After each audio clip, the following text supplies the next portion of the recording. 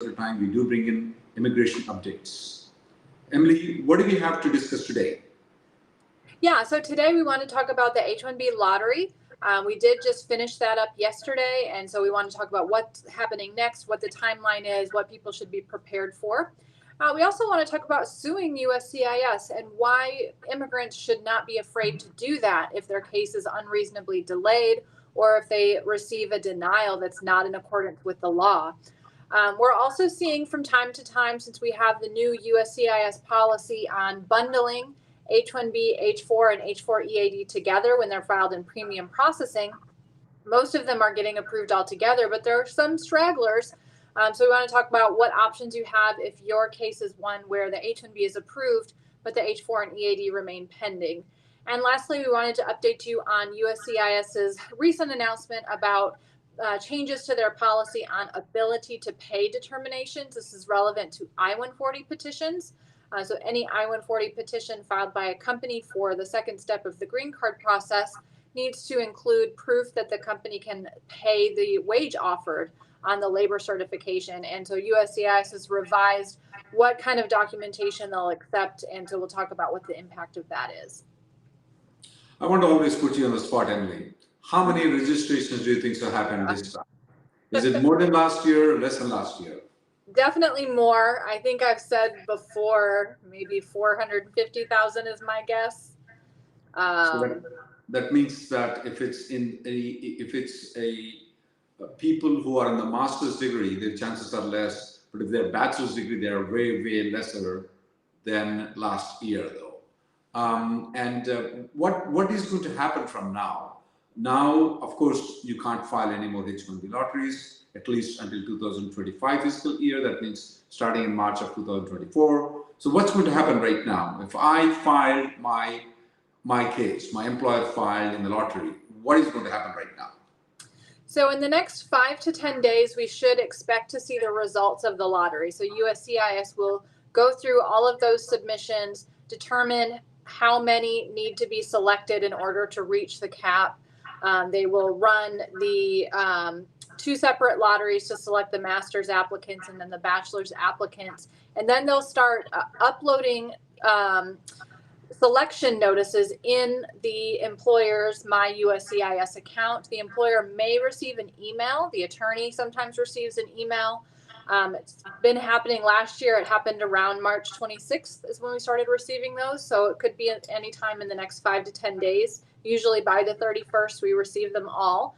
And so those that get selected, again, the applicant, the actual employee, does not receive any notification from USCIS. It only goes to the employer's My USCIS account, which both the employer and attorney can access.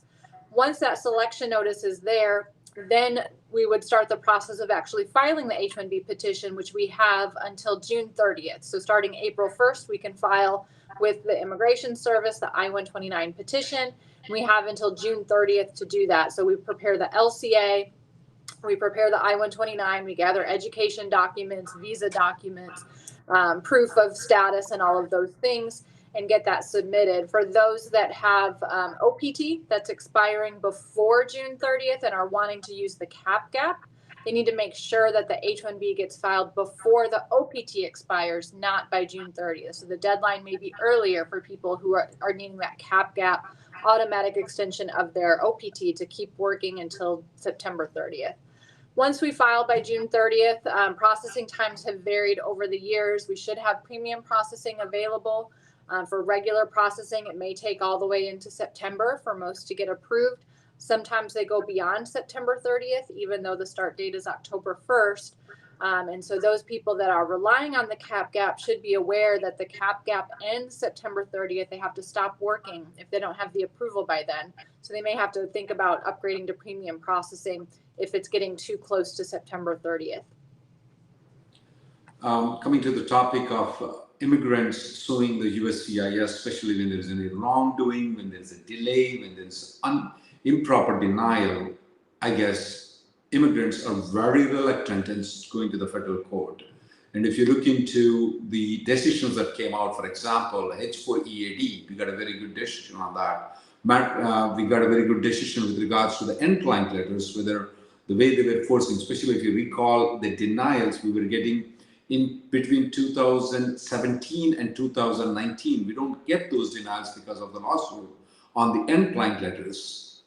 Now, these are the things like group organizations or as a people, as a group have done it. But at the same time, as a class action, but at the same time, there are so many individual cases with the H-4 EAD delays, 485 delays, and if you got stuck in the 221G in India, you might want to take them to the court and writ of mandamus. Though the reason is that if you don't, they're going to take advantage.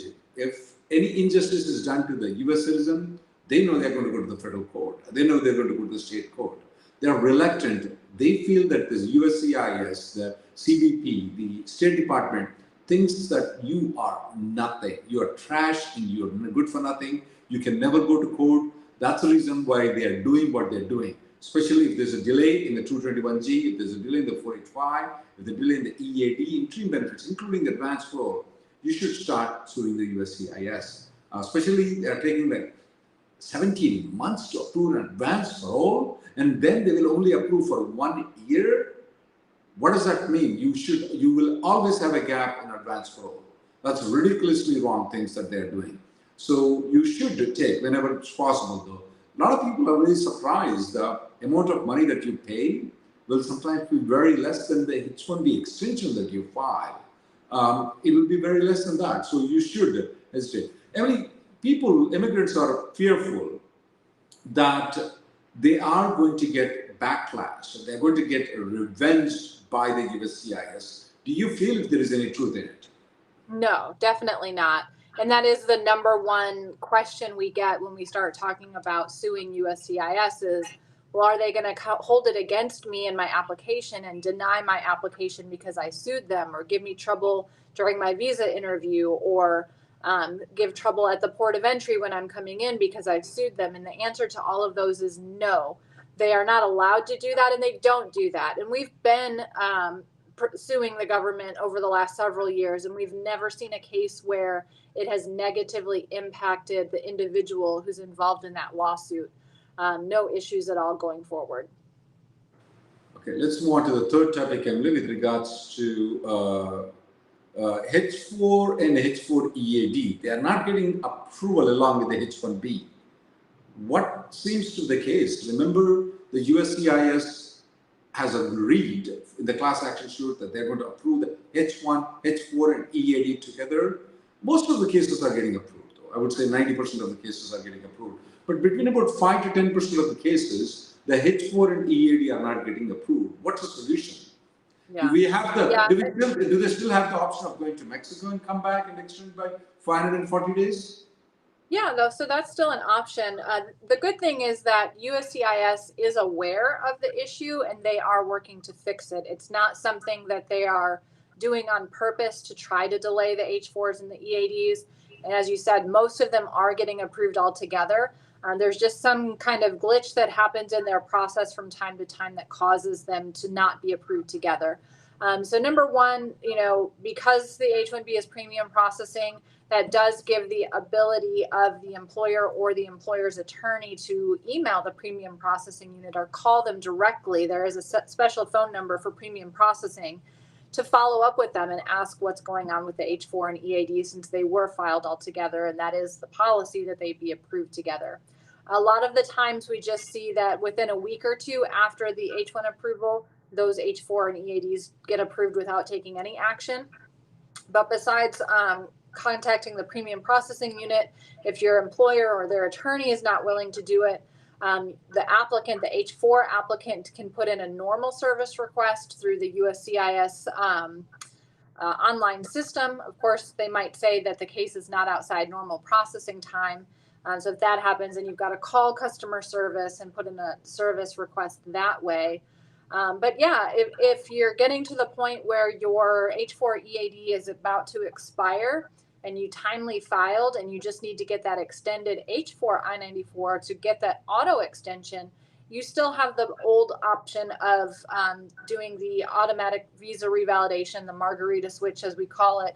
Take a quick trip to Mexico, come back showing your spouse's approved H-1B extension with the I-94, that I-797 approval notice, and your H-4 stamp and your marriage certificate, and you should be given a new H-4 I-94 that's extended to match your spouse's H-1B I-94. Once you have that, now you've got the automatic extension while you wait for the normal H-4 and EAD to be processed. With regards to the ability to pay in the I-140, USCIS has updated it. I just want to give you some info. We just want to update everybody on that. Emily, previously, when we file an I-140, the employer has to show the ability to pay the salary. Let's say the salary is $100,000. Now they have to show the ability to pay $100,000 to the employee. So there are typically three methods that they use. Is the employer paying the $100,000 salary? If that meets though, they practically are meeting the requirement. The second requirement is that does the company have enough profits to pay the $100,000 salary? The third thing is that does the company has enough net assets to file the $100,000 salary? Now, it gets a little bit complicated, guys, because when there are 300 employees, when you multiply it by 300 into $100,000, now that becomes a bigger amount. That becomes, I think so, $30 million. So the company may not have the profit, the company may not have the net assets. Now, of course, if they're paying the salary, there are many different ways. If the $30 million comes down, I mean, let's say the salaries are only $25 million, then they have to show the profits or the net assets. So there's a different principle of calculating. What changed right now, Emily? What is the change that happened? And I'm going to ask you some very questions that normally employees get to you after you explain what changed from last time to right now. Yeah, for the most part, the policy is more broad, a little more liberal in favor of approval of the I-140. So they are basically allowing you to provide more evidence to show based on a totality of what's going on with the company and the financials, that they have the ability to pay, even if you look at the specific math equation, they may not look like it on paper. So for one case, they are now recognizing that a company's financial statement, their profit and loss statements, might show a higher income than what their tax return might show as an income. Because obviously a company is generally going to try to limit their income to reduce their tax burden. And so that may impact their ability to show that they can pay the salary. So now USCIS will let the company include an unaudited financial statement along with a tax return to show that even if the tax return doesn't show that income, if the financial statement does, then you still may be able to qualify. And they also recognize that for larger companies, that a lot of times they will file a consolidated tax return where the parent company files the tax return for all of their subsidiaries. And they now will allow the parent company to submit their tax return as proof of ability to pay, and will more easily accept that it doesn't have to be the individual subsidiary company's tax return in order to qualify. So those are some of the main things. Generally more beneficial, giving more leeway in what can be submitted to provability to pay. Emily, my question to you is that, let's say there's an ABC consulting company and I'm working for Cognizant. Can ABC company file for my perm application even though I'm not working for ABC Inc.? In which case, can they show their profits even though they're not paying the salary as an ability to pay? Yes, absolutely. It is possible to be sponsored by a company that you're not working for. Really, the whole employment-based green card process is based on a future offer of employment for the job you'll take when you get your green card. So it can be with a different company than you're working for now, or in a different job than what you have right now. The company has to be able to show that they have the ability to pay. And so then, because there's no salary being paid to the individual, they do have to rely solely on the net income or net assets of the company. But as long as their financials look good, that can be done. Emily, what if the company has 10 employees that they file the perm application that they have to show the ability to pay? 5 of them, assuming that the prevailing wage is $100,000 for everybody, 5 of them are making $200,000 a year, but their prevailing wage is only $100,000. Rest of the 5 of them are getting paid only $75,000 instead of $100,000. And the company's profit is only $10,000. That means it doesn't meet the requirement of the profit to get the I-140 approval. Can we still get the I-140 approval for the people who are making $75,000?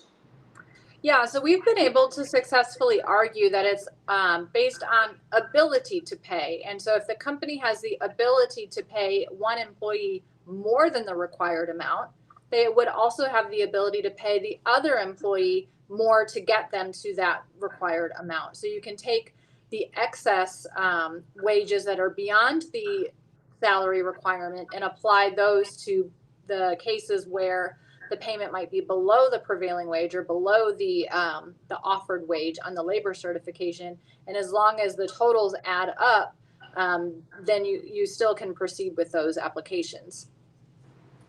Emily, is it, if I'm getting $75,000 and the prevailing wage is $100,000, can the employer file the form and get the I-140 approval, assuming that they have the ability to pay? Right, yeah, that still can be done because it's based on, again, the job that you'll take when you get your green card. So the company is agreeing that they'll pay you the $100,000 required salary when you get your green card. Doesn't necessarily mean they have to be paying that amount to you now. Maybe you're in a different position where the prevailing wage is lower, or you're in a different work location where the wages are different. So there's no requirement that you have to be paid the wage that's listed on your labor certification while you're going through the process. It's only once you receive your green card. Emily, what about this rumor that's going on that if I lose the job on H-1B, I can stay here for 180 days, not 60 days, as you've been telling? And of course, there's a debate within the office, within the lawyers, that when the 60 days should be counted, whether it should be from the day you got terminated or from the day you got the last payment for. Of course, we will leave that thing off. It's still in the gray area that we all agree upon. Most of the lawyers agree upon. But what about this 180 days? Yeah, there's no 180-day grace period. I really don't know where that. Well, Emily, I don't know what you're speaking, Emily. Every Indian newspaper, headline news, the EADs newspaper, and all those things, it says they have it. Yeah, so my understanding is there was a meeting with some advisory council that decided in their meeting that they are agreeing to recommend that the grace period be extended to 6 months to President Biden. So there was no agreement that they will extend for 6 months. This is just one random advisory committee agreeing that they want to recommend that to USCIS. Now, even if they recommend that to USCIS, that doesn't mean USCIS is going to do it. And number one, they really can't just broad brush automatically say, nope, it's instead of 60 days, now we're going to make it 180 days. It's a regulation that created the grace period. That means they have to go through the regulatory process to change the grace period. That's going to take weeks or months to do. There's no indication that USCIS is planning to go through a regulatory process to increase from 60 days to 180 days. So it's just a big rumor, it's a big splash in the news, clickbait, but it's definitely not something that is going to be taken up by USCIS in the near future based on this one committee's recommendation. Although the committee recommendation, what most people ignore the second recommendation, which I loved it the most, was that to start giving the employment authorization for the people who have an I-140 approval. So I like that proposal much better than this 180-day rule. In fact, if any of you guys support my idea, please go to our website. I will provide the link of that letter that you can send it to the administration, where they should start giving the employment authorization for the people whose I-140 is approved. I would like the second proposal. I like the first proposal too. It's not that I don't like the first proposal, but I would definitely want people to work on the second one too and lobby for the second one. Before we go to the next question, to live questions, do you have anything else to say? I think we're good to go to the questions. Let's see here. Question from Arvasha.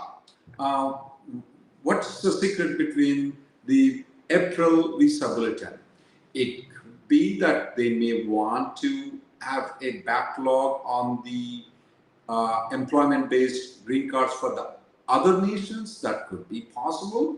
I'm not ruling out. It could be there are a lot of other things, guys. When the Department of State, it's a huge department.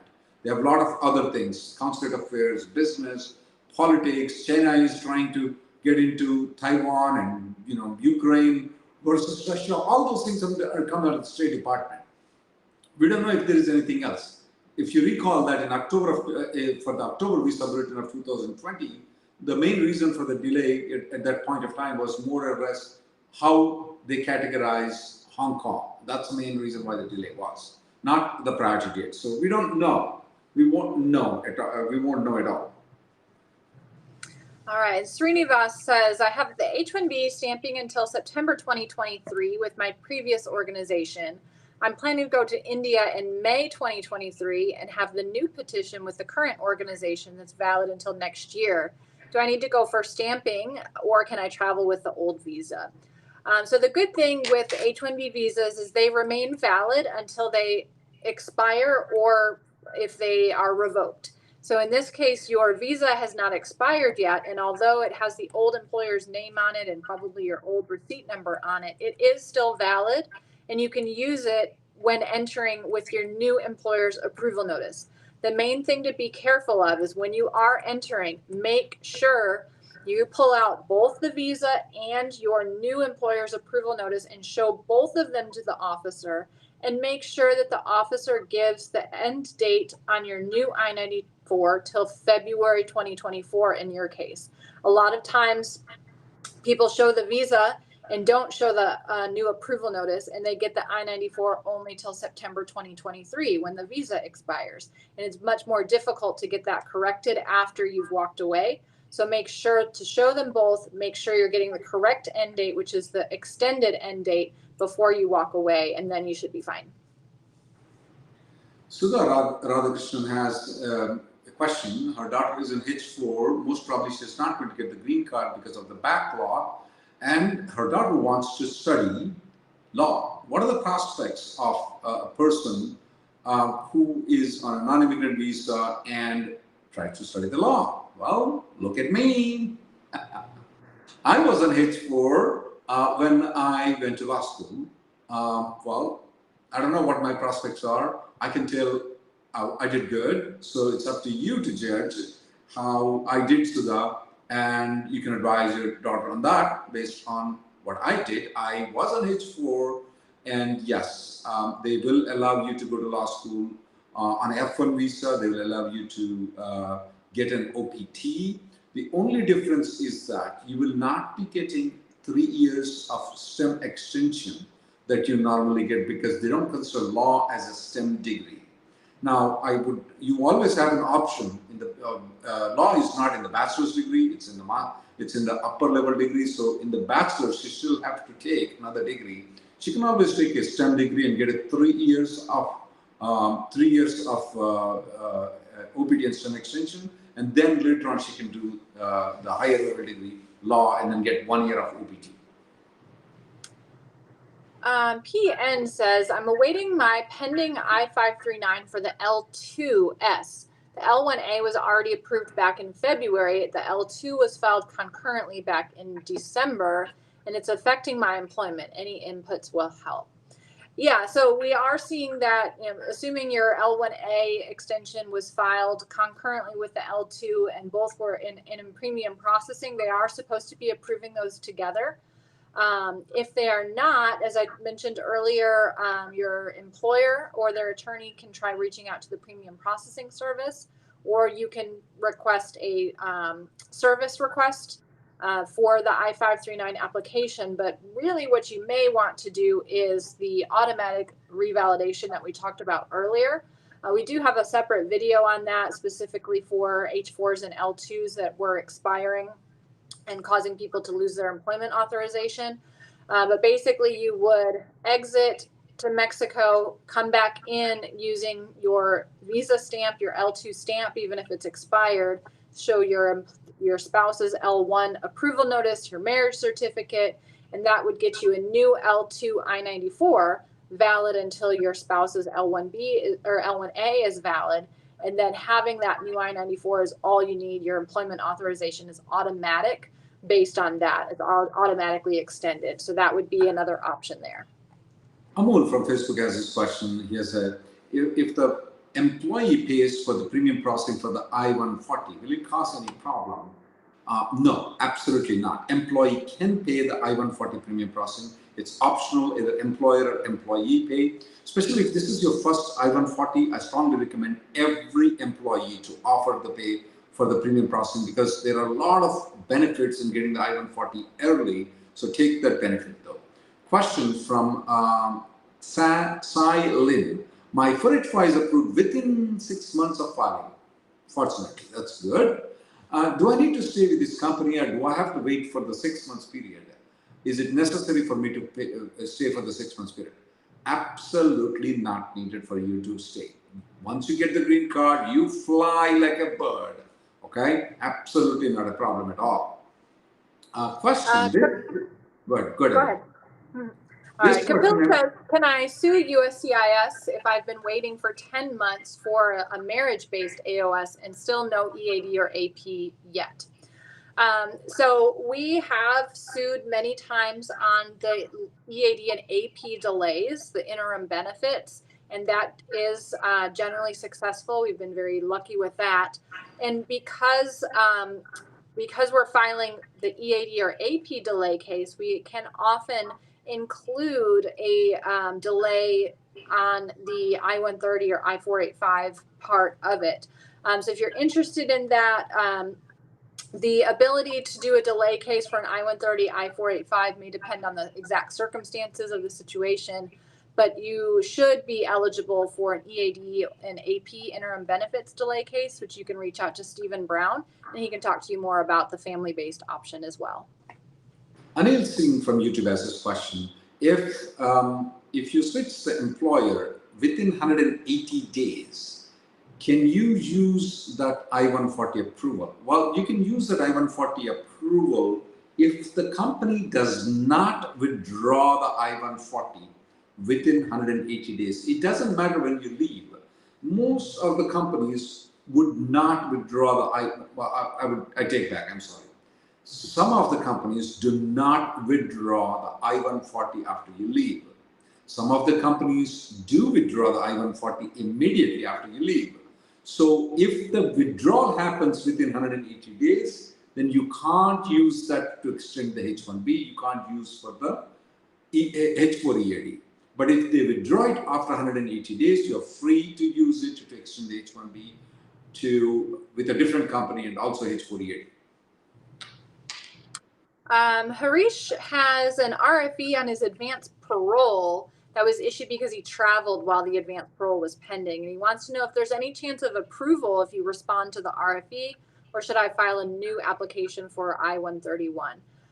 Since they have noted that you traveled while the application is pending, there's really no likelihood that the advanced parole is going to be approved. So it would be best to just withdraw in response to that RFE and file a new one as soon as possible, assuming you don't have plans to travel again. Question from Byron V. I'm on H-1B. I rent a home. Can I be on the homeowners association for the home community? Would this would be a non-paid position? Of course, homeowners association is not paid. You absolutely can be in the homeowners association. Not a problem. It will not be considered that you're working. You can be like what, class mom, like where you are the chief of all the moms of the class teacher. That's fine too. You can be the president of the Thana, ATA, the language associations, or the regional like Houston or Dallas Tantex or something like that. You can be the president of that organization too, because they're all non-profit. Not only they should be non-profit, the intention of you should not be to further get a job there. Who wants to get a job? Nobody gives any job to homeowners association anyway. Nobody gets paid any money for those things. Nobody gets paid for the class mom. They don't get paid. So as long as they don't get paid, you don't have any intention to go in that particular profession, which I don't think so it is. So you're absolutely good. You can do that voluntary job. This country is built on volunteers like you. You'll be very surprised that we don't add the GDP, the volunteer work that people do in the United States. If we add, we are going to be very top in what we are. Yes, you can do the voluntary job. Please go ahead. Satya says, I have only 2 months left in my H-1B 6 years, used it from 2013 to 2019.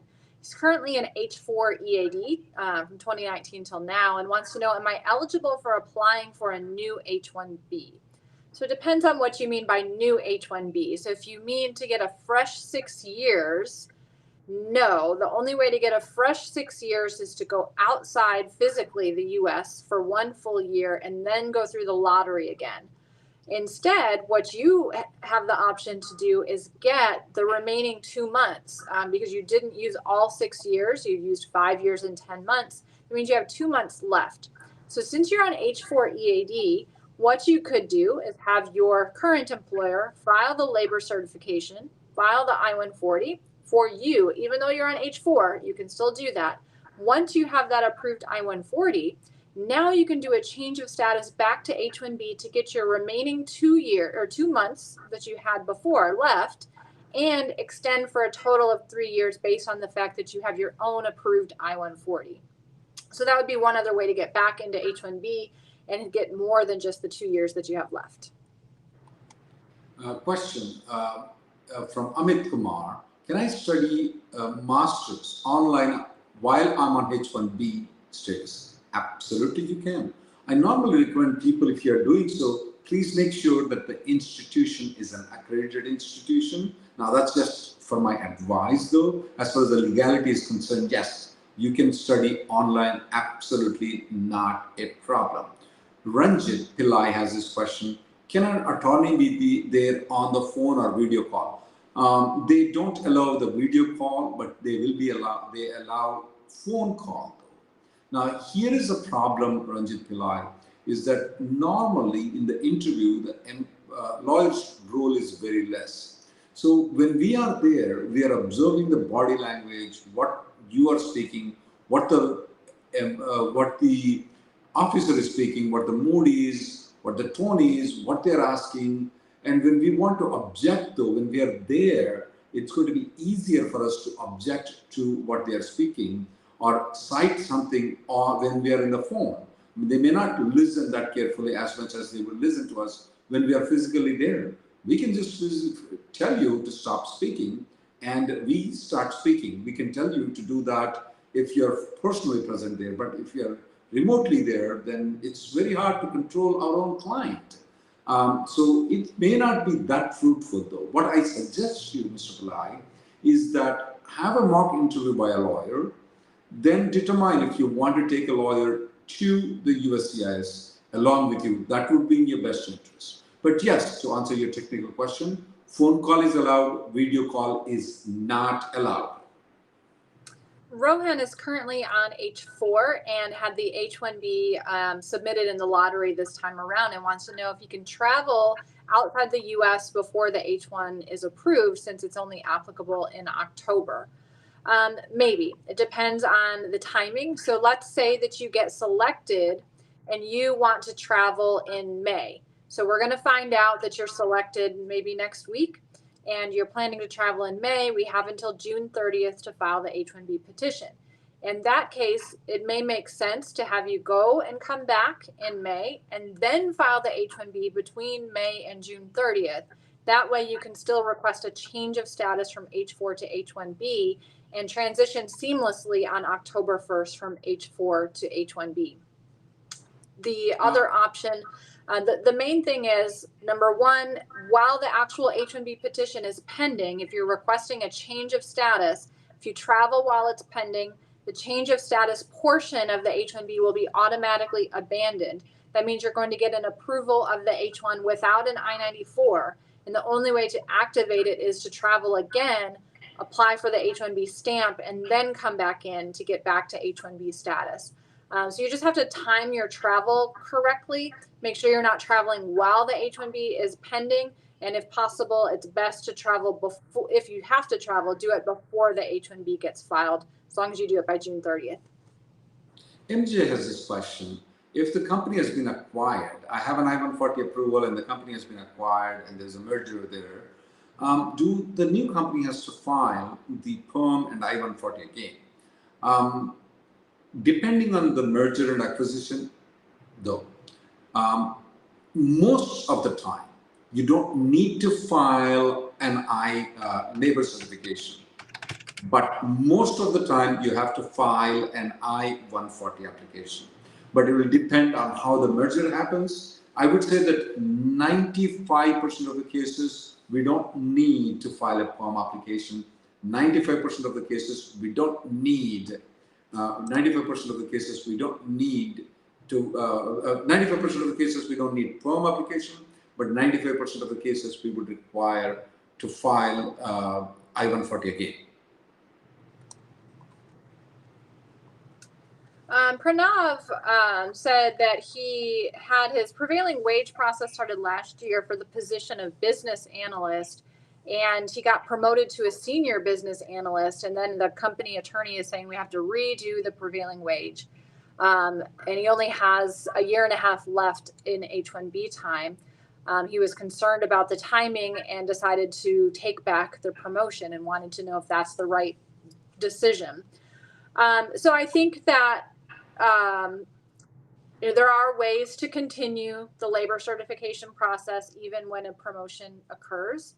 Of course, if it's the company attorney telling your company, no, we can't do that, we have to start the process over again, that makes it a little tough for you to choose, because it's not your choice to continue the process using the old title after the promotion.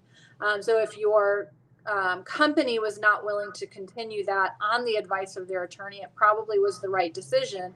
Otherwise, you would be looking at, potentially changing employers in order to get another employer to start that process for you. And you never know how quickly they're going to get started. 18 months is just not enough time to have to start over now. So unfortunately, it was, not great that you weren't able to take the promotion because of it, but you should be able to take the promotion in the not too distant future once you get through this part of the perm process. Pradhan Paresh has this question. What if a person gets laid off and on GCEAD? What about the H-1B 60-day grace period? Pradhan, there are two issues here. One is H-1B. H-1B, you have a 60-day grace period. Of course, not 180 days, but 60-day grace period. But at the same time, when it comes to the adjustment of status, we don't have the 60-day grace period, though. So what will happen to your green card? Should we let it go? Of course not. There are different creative ways where you can continue with the green card process. One, you can get a job with a different company. Of course, that option you already know. I don't have to explain it. But at the same time, there are options. For example, you get a job offer, okay, but you are not joining the company immediately. That's one way of doing it.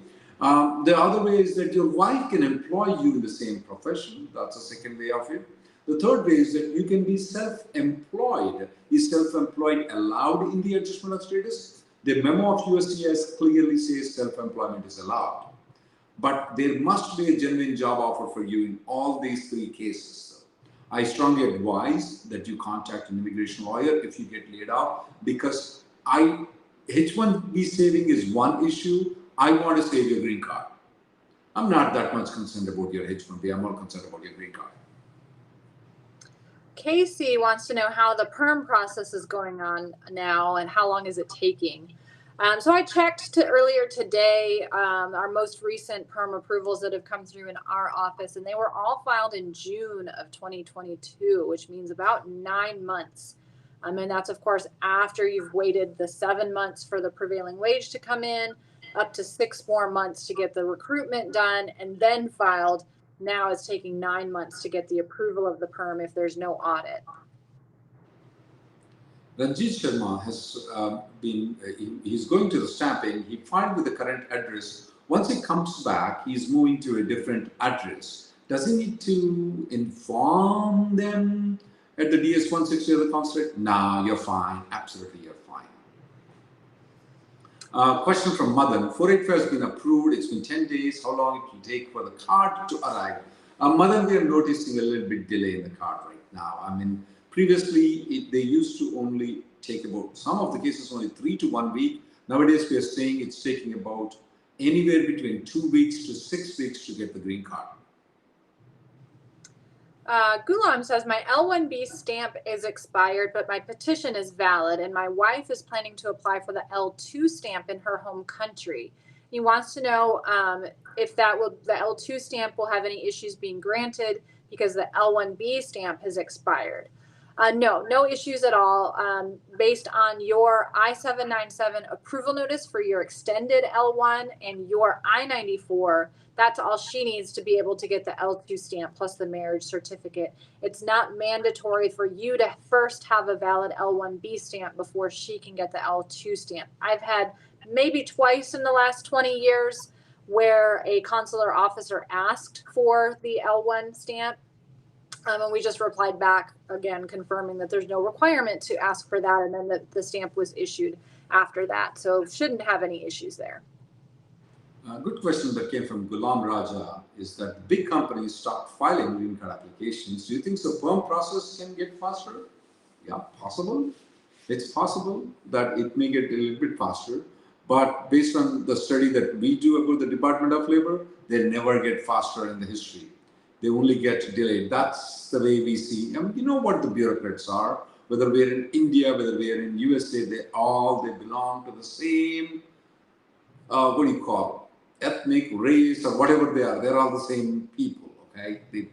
They behave like a particular birds. I mean, like that. Don't have any good words to say about bureaucrats. Yes, just because some of the people don't file doesn't mean that the Labor Department is going to get faster. However, we want to alert the people where if your company is not filing the perm, though, please try to approach. There are companies that you may file the labor certification I-140 even if you are not working for that company. You can take advantage of that. The second thing you may want to consider is that, hey, if you're working for a company called Microsoft, it doesn't matter. Your life ends at 6th year. After that, you can't continue in this country. So the only way for you to stay longer is probably move to a different company and file the labor certification. Otherwise, you are going to be in trouble. Stoke 234 says, is it possible to switch from employer A to employer B if I don't have pay stubs from employer A? It's only been 1 month since I landed in the country. There are ways that it may be possible to do.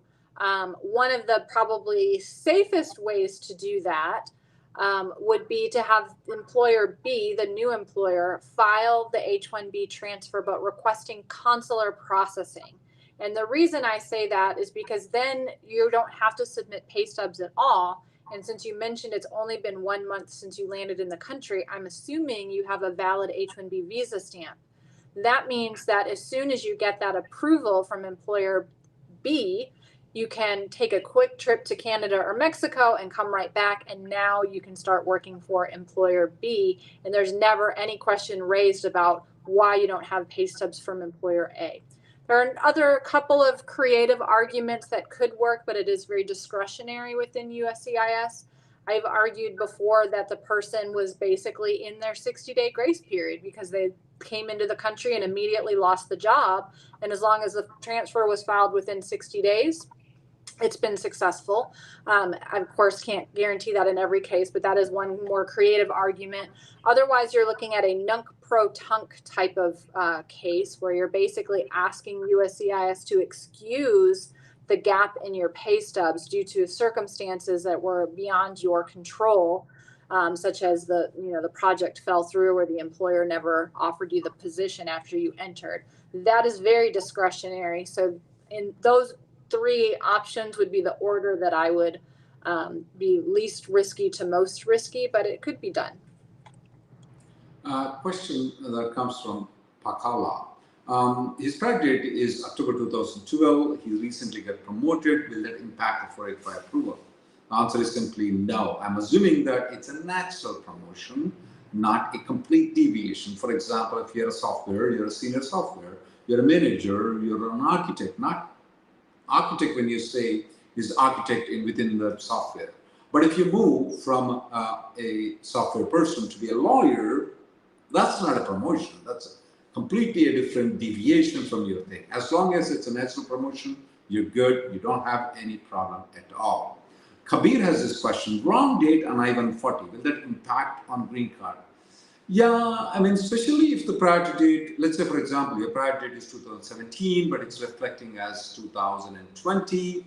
Yes, we can file the 485 application when the priority date becomes current, but sometimes it becomes annoying to get the attention of the USCIS official saying that, hey, my priority date is 2017, not 2020. Please give me the green card when the priority date is correct. There is another way, Kabir, what we resolve is that file a freedom of information. You will get the I-140 application from their file, and I normally point out, look, your own file says that my priority date is 2017. That means that you did a mistake. Here is a file from your thing. Go look in your database.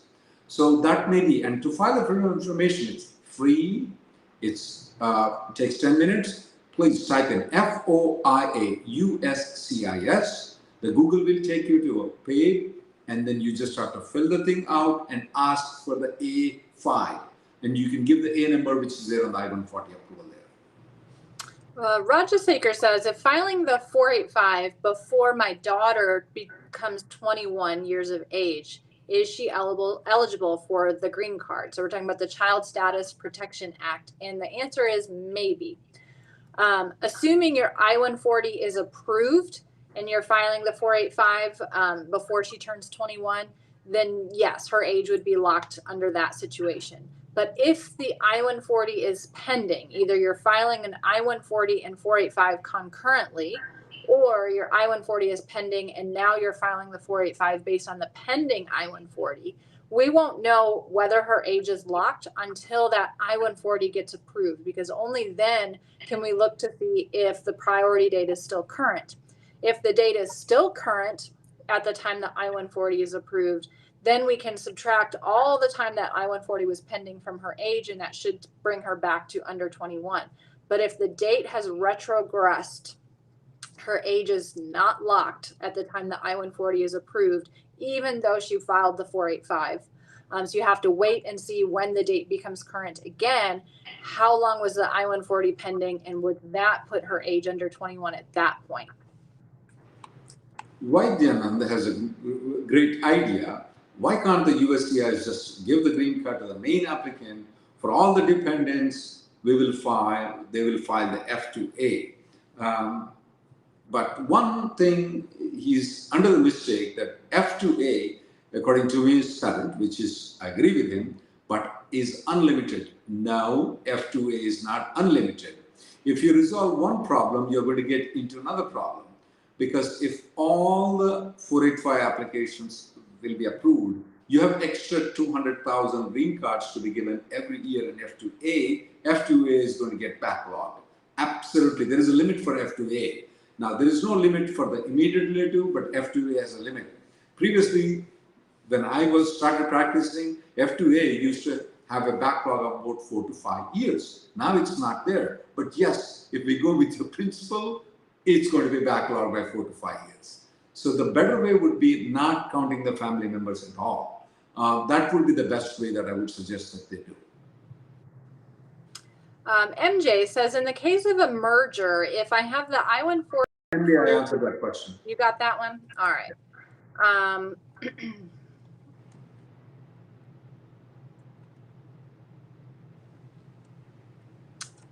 Let's see. 1050 says, are processing times expected to be lesser than the previous year?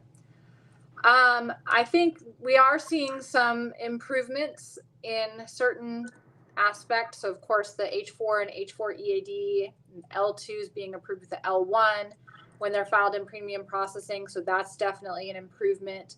I've been getting some EAD renewals in a month or two, whereas before they were taking much longer than that.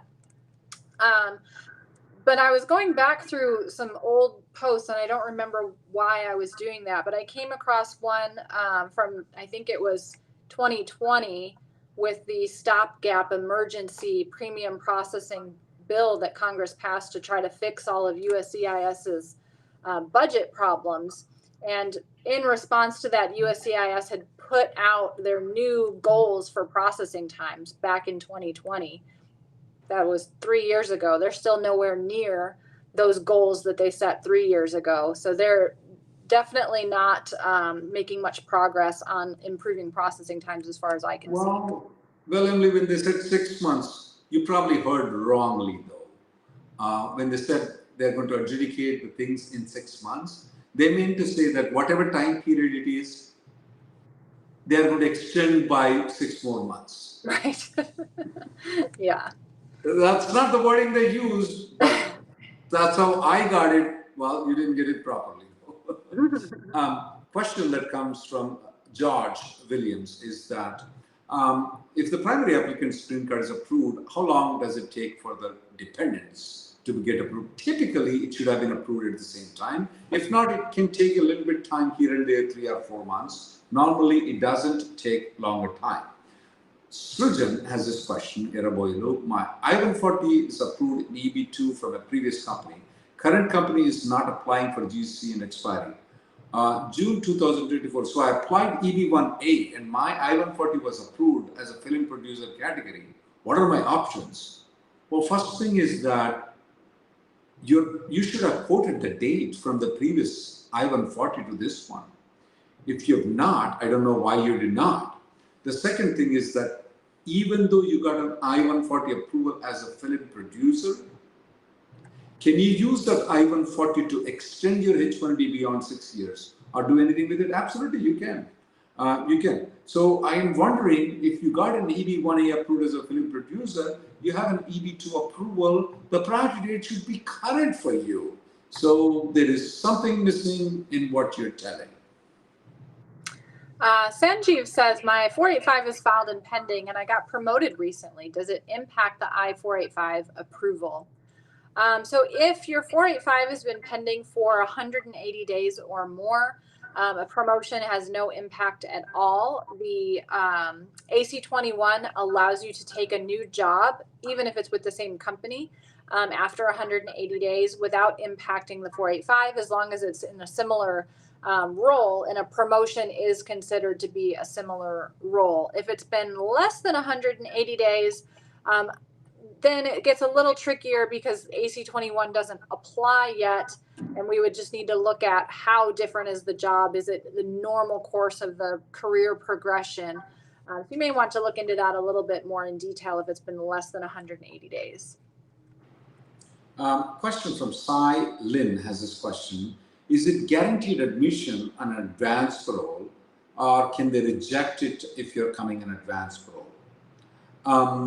Can they reject the entry into, and what will happen to the 485? Well, there's nothing guaranteed in your life. I mean, lightning may strike right at this time in the next 5 minutes. Can you guarantee it's not going to happen? Of course, there's no guarantee for it. But as such, we have never seen any advanced parole ever getting rejected unless they have some criminal records, major criminal records, not like traffic tickets or something like that, something major criminal records. Otherwise, we have never seen any problem. The last one I saw was he had some drug convictions, and that's the reason why his entry was being denied. But as such, if for a common people, we have not seen any denial. A question from Go ahead. Senthil has an EB1C 485 pending. The supplement J has already been approved. Priority date is not current, and the case went to CRP, which is case remains pending on the online case status. He wants to know, does this mean I'm documentarily qualified and the date just needs to be current to get the green card? No, it does not. So the case remains pending just means they can't do anything more on the case because the date is not current. But once the date becomes current, depending on how long it takes from the time you filed till the time the date becomes current, your medical might expire, so you might get an RFE for the medical.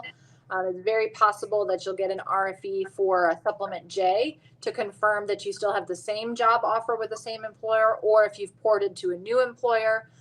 Sometimes the security check expires and you may have to do fingerprinting again. They might not even really have looked into everything that you submitted yet.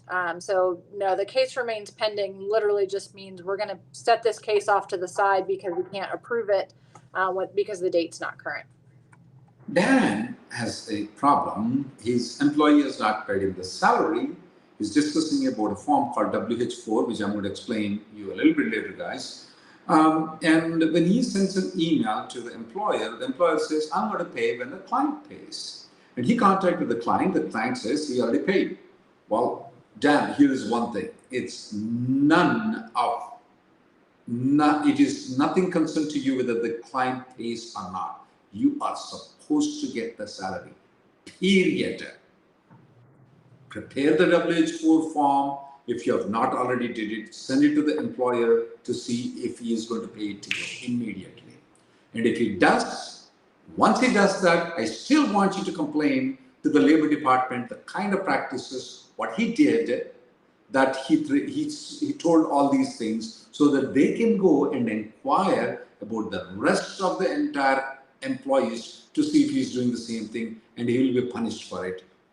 Or at the same time, I want you to contact the USCIS. There is a fraud detection unit in the USCIS. You can send an email to them. Look, this company is telling they're going to only pay me if the client pays me, which is wrong, which is not legal.